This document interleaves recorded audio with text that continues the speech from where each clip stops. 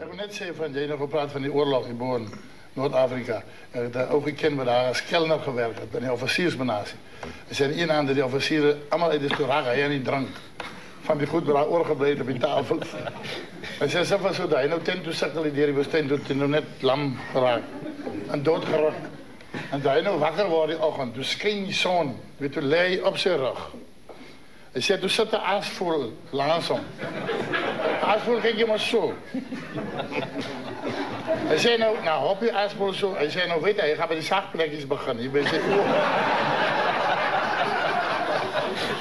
we zijn ook, maar hij is zo warm, hij kan niet opstaan, hij kan niet praten.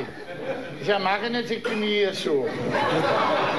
Hij op je ijsvol en zo weggekomen, je ijsvol weer terug. Tot iemand hem uiteindelijk daar kon wegslepen. Maar ik heb net veel gezegd, van dat was een bijzak. Dan als je aan mijn ijsvol je dan kijkt. Dat is een dag voor jou.